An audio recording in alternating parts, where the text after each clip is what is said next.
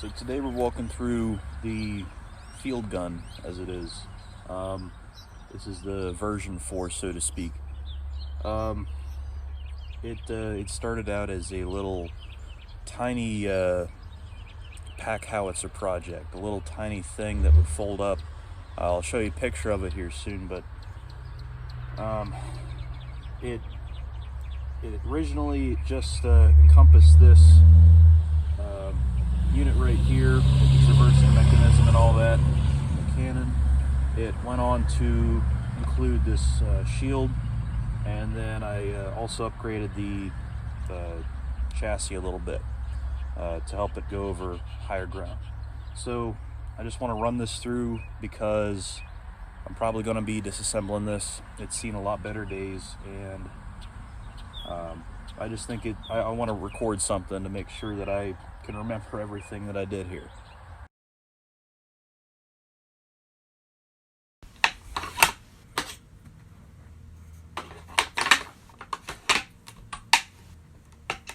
So first things first, let's start out from the basics. I wanted to make something that was small, compact, light, easy to maneuver, that had a decent sized gun on it. So originally we started out with a, there we go. Originally we started out with a sliding breech here that used to be a grenade launcher that I just attached to this pipe, and that's how I used to do it. It's one of those really cheap pop metal grenade launchers. However, I got the idea to do a hinging breech, and where I would put a little piece of pipe right here on top of this thing, so that whenever I would shoot and then unlock the breech, the shell would just slide out onto that track.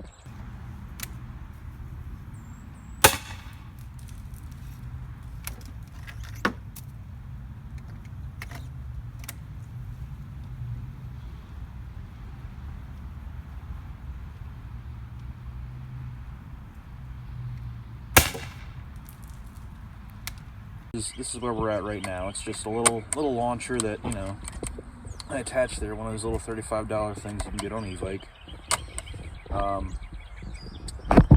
So let's take a look here. Say hi to my dog. So this traversing mechanism, this was supposed to be a little lock, a little stopper. I put a drain stopper on here. It's kind of, I've never really used it as such, but this here is a lawn tractor flywheel. This here is a bearing puller. It's obviously seen better days, but you can adjust the traverse, the elevation, pretty easily with that. So I'll show you how this comes apart here, so we can actually mess with the traverse. So up in here we have there's a little barrel bolt, which I won't be messing with because it's just easier to let it all slide apart.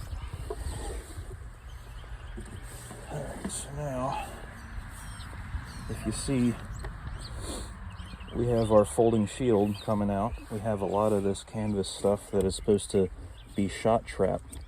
It'll stop snipers from getting shots through the little areas. You have these little holes, they're gun ports. They're actually covered up with rags on the other side, so you can just flip that up and shoot right through it. You have these plexiglass holes. You can see how paranoid I was about getting shots through by actually protecting those holes with something on the other side. But the idea is that you can stick your head right here, and you can just put your eyeball through that hole and your head is partially protected. So, and it started out as the first shield was this piece, then it moved on to this hinge right here, and then obviously it moved on to this canvas drape over the side after I figured out, you know, you could just flank this thing so easily.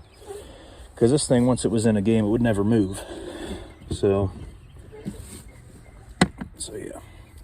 Obviously this worked a lot better originally when it wasn't left out in the rain for like the last 2.5 years. So Unfortunately, that's what happened. It hasn't been used in about a year and a half. It's just been sitting. So that's why I kind of want to try to cannibalize it, use it for 2 other projects at this time. Let's see what else. Yeah, so this is turned from just a gun without the shield, just this guy,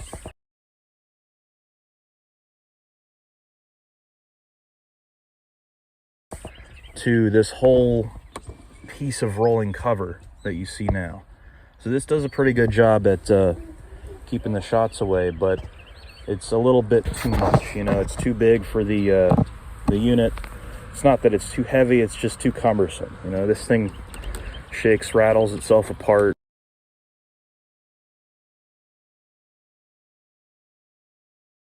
So, you have this little shell rack. This I'm actually pretty proud of. I just drilled these holes so I could screw them in. I'm definitely saving that for the next project. Let's see. So now we've got our traverse. This thing's a little rusty, as I've seen, but I'll just give it some PB Blaster, oil it up a little bit. As you can see, it's actually working. Whole thing moves on that. It needs tightening up. But this is, I mean, this is the pretty much the bare bones, the basics of every mount that I make is this joist, brace, and a hole through a 2x4 with whatever I want to shoot attached to it. That's why you see on the machine gun that I have that little hole and a 2x4 underneath. So there's that.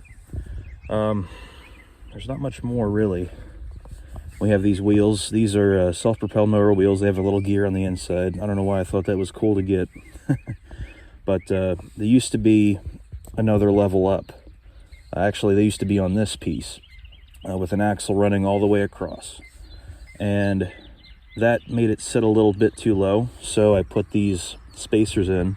I thought one would be enough, so I added 2 just in case. I put this skid in. As you can see, it's cut so that it drags in the direction that you're pulling it with this rope. So this little spot right under here was originally for a folding shield that goes onto another tripod. But we would just slide that under there, and then you could take it out and set it up somewhere nearby for extra cover. But I've since abandoned that. So now it's just 2 separate axles, as you can see. I thought that would give it a lot more clearance, because all this thing was doing at the field that we were working at was dragging up leaves. It was acting like a big plow. So I have a couple of spools for my job. I'm probably going to make another carriage. This time I'm going to stain and treat my wood. I'm going to paint it real nice before I put anything together. From here on up, that's what I was doing.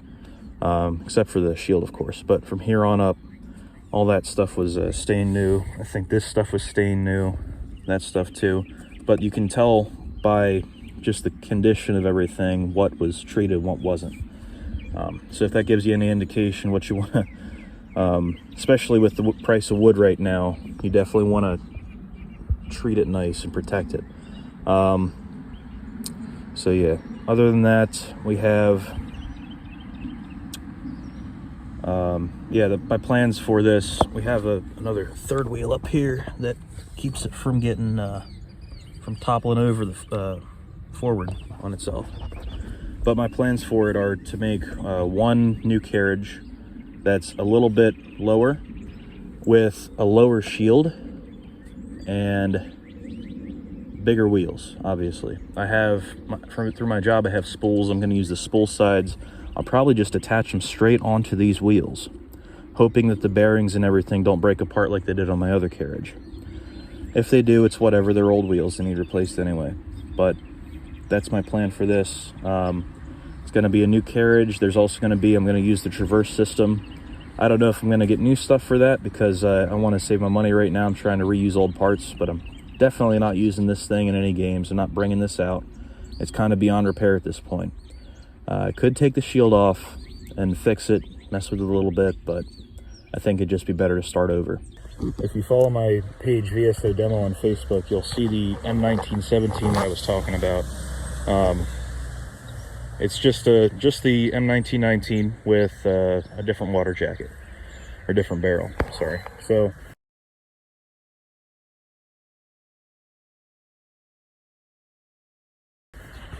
I've been watching some videos, doing some research on that, and I'd really like to make it an indirect fire weapon. So I'd like to take this traversing system from the artillery piece and put that on a tripod and see what I could get done with that. I think that'd be pretty neat, especially once I get a drum mag on that thing, once I get that working. So, but yeah, that's it for this. I just wanted to make this again to just show what I had done before it goes away. So yeah, thanks for subscribing, thanks for watching.